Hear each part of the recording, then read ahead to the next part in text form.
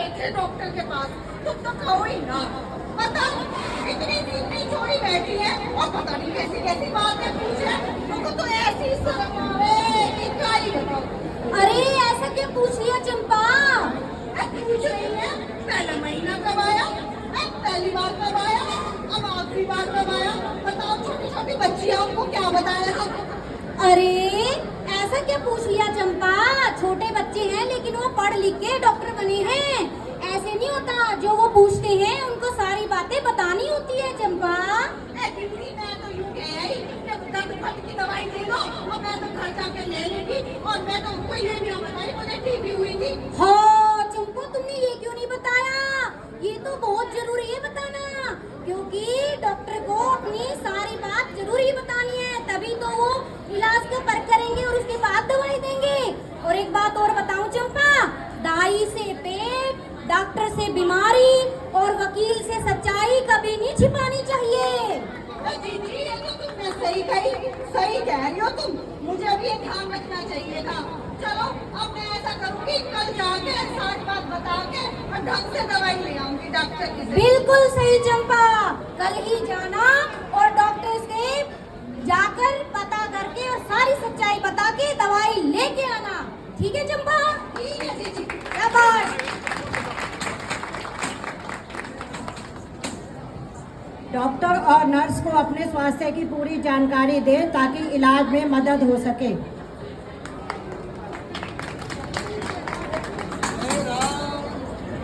अंगूरी जी कहाँ हो?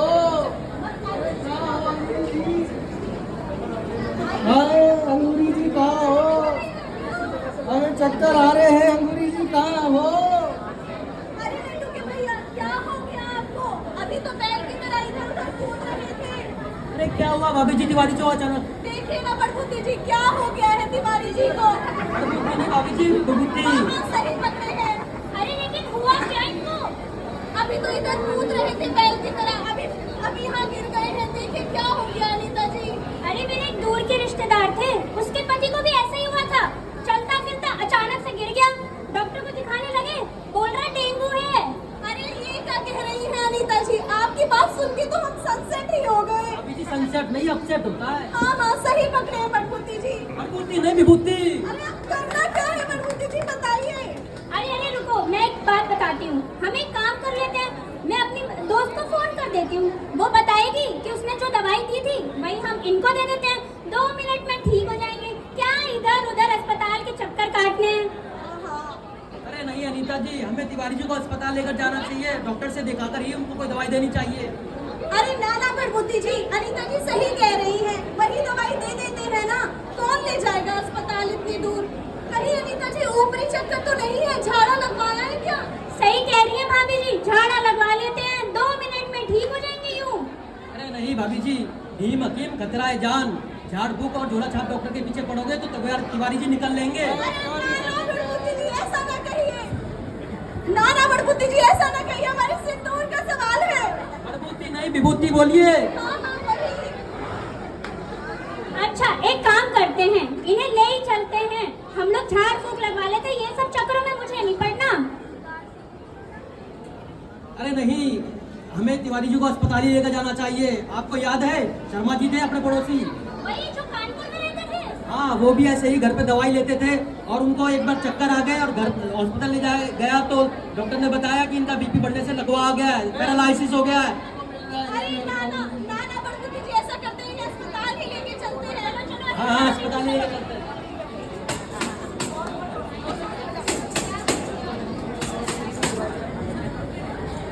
बिना डॉक्टर की सलाह के कोई दवाई ना लें। डॉक्टर से इलाज के लिए बताई हुई दवाइयाँ और उनसे होने वाले साइड इफेक्ट के बारे में अच्छे से जानकारी लें। मरीज की छुट्टी के समय डॉक्टर से अच्छे से सलाह लें।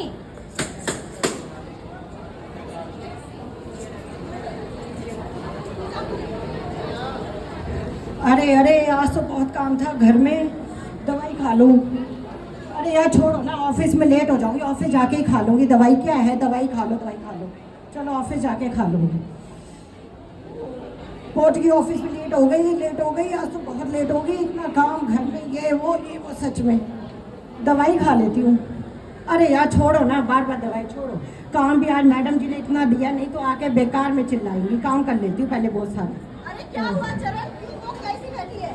अरे यार क्या बताऊँ, आज सुबह से दवाई ना खाई, इतना काम, घर में काम, ऑफिस में काम। मैं सोची पहले काम ही कर लूँ, फिर दवाई खा लेती हूँ। सुन, तुझे तो दिल की बीमारी है ना?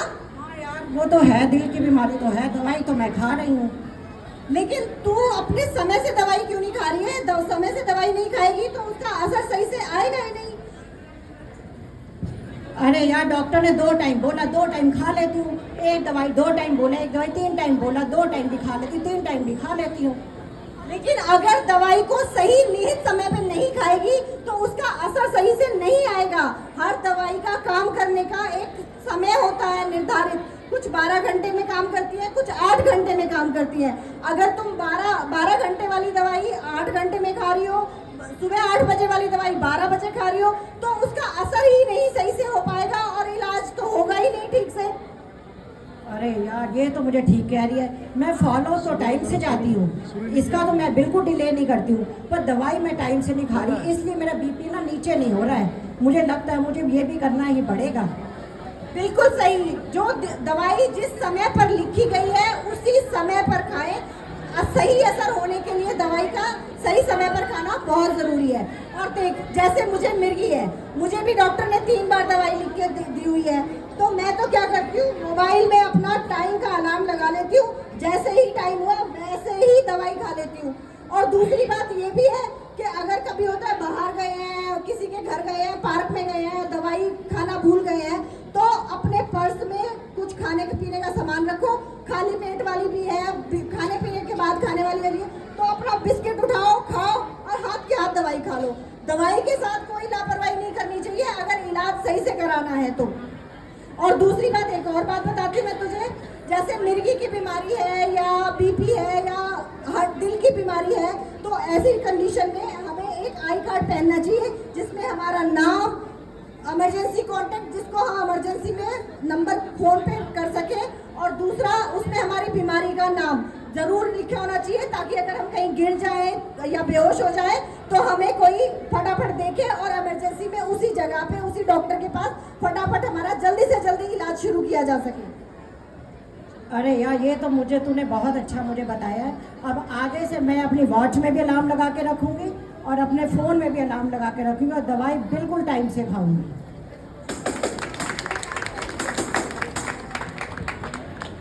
अपनी दवाई की एक खुराक रखो हमेशा अपने साथ। सही समय पर अपनी दवाई लें।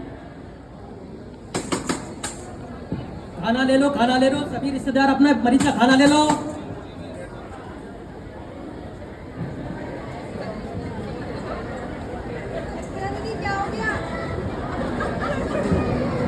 माँ, ए माँ, खाने वाला आ गया, मैं खाना ले आऊं?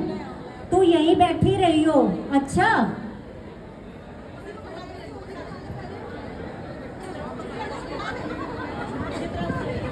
अरे अरे माता जी, क्या हुआ आपको? मुझे चक्कर सा है। अरे माता जी, आपके साथ कोई है नहीं? बेटी है, खाना लेने गई है। खाना लेने गई है? अच्छा, अरे रुको रुको रुको, ओहो ये लॉक भी नहीं लगाई है। चलो लॉक लगा देती हूँ। ओहो ये बेल्ट भी लगा देती हूँ। हाँ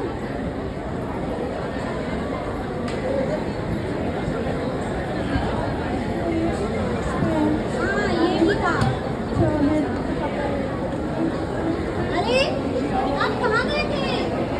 सिस्टर जी, खाने वाला आ गया था, मैं अपनी माँ के लिए खाना लेने गई थी, क्योंकि हम बड़ी दूर से आए हैं, नहीं तो मेरी माँ भूखी रह जाती, खाना नहीं लेती तो मैं वो चला जाता। अरे लेकिन हमारे अस्पताल में जो भी खाना देने आता है वो सारे मरीजों को खाना दे के जाता है। सिस्टर जी मुझे ये नहीं पता था। और आप माता जी को ऐसे ही छोड़ के चले गए? आप ये देखते ना, उनको बेड पे लेटा के जाते, उनको लॉक लगा के जाते, उनको बेल्ट लगा के जाते। अच्छा सिस्टर जी, इसमें बेल्ट भी है, मुझे नहीं पता था कि कुर्सी के साथ पेटी भी अटैच है, नहीं तो मैं पेटी बांध के जाती अपनी माँ के साथ और ताला भी लगा के जाती कुर्सी पे।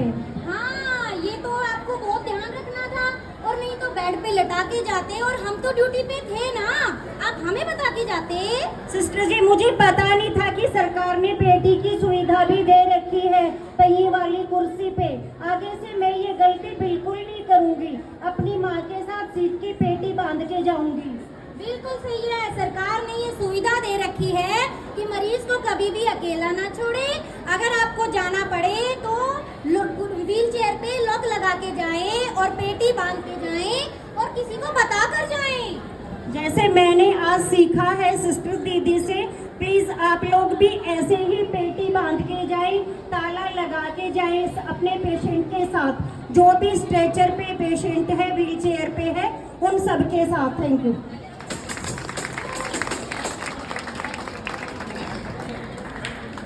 मरीज को कभी भी अकेला ना छोड़े। हमेशा व्हीलचेयर, स्ट्रेचर की बेल्ट लगाकर रखें। किसी भी मरीज को अगर बेड से उठते समय चक्कर आए तो कृपया खुद से ना उठे, मदद लें और गिरने से बचें।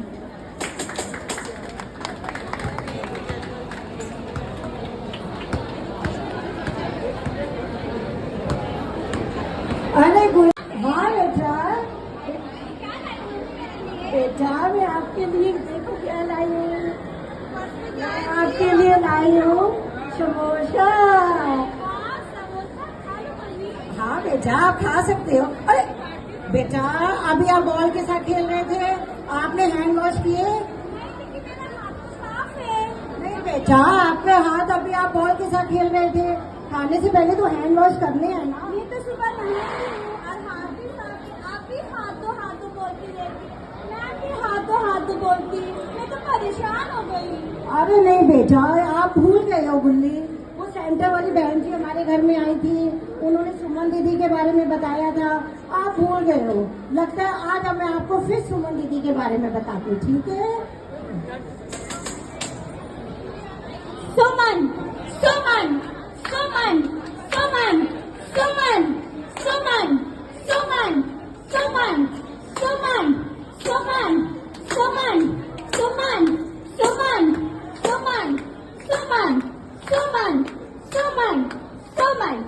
आओ तुम्हें सुमन से मिलाए, आओ तुम्हें हाथ धोना सिखाए, आओ तुम्हें सुमन से मिलाए, आओ तुम्हें हाथ धोना सिखाए।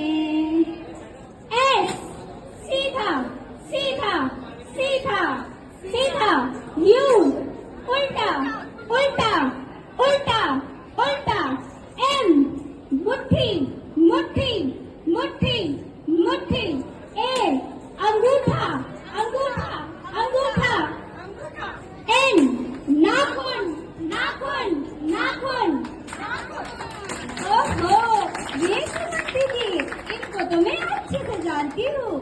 एस सीधा सीधा सीधा सीधा, यू उल्टा उल्टा उल्टा उल्टा, एम मुट्ठी मुट्ठी मुट्ठी मुट्ठी, ए अंगूठा अंगूठा अंगूठा अंगूठा, एन नाखून नाखून नाखून नाखून। तो देखा आपने, जैसे हमारी छोटी सी बच्ची गुल्ली भी जानती है सुमन दीदी को हाथ धोने का सही तरीका। आप सब भी जाने, समझे, सीखे, खुद भी सीखे, अपने घर में भी सिखाए बच्चों को, बड़ों को, और अपनी सुरक्षा अपने हाथ में लें, अपने परिवार की सुरक्षा का ध्यान रखें और सुमन दीदी को कभी ना भूलें। Thank you. तो देखा आप सबने कैसे एक मरीज और उसका रिश्तेदार मरीज की सुरक्षा में सहयोग दे सकते हैं। आपकी सुरक्षा, आपके परिवार की सुरक्षा। Spare a sleep or hospital trip. खाने से पहले हमेशा हाथ धोएं, पौष्टिक आहार और समय पर दवाई लें। सकुशलता की ओर पहला कदम, रोगियों की आवाज को करो बुलंद। नहीं होगी सुरक्षा जहाँ बीमारियां लगाएंगी गले वहाँ। डॉक्टर और नर्स को अपने स्वास्थ्य की पूरी जानकारी दें। empowering patient, ensuring safety. Through engagement. जीवन तो है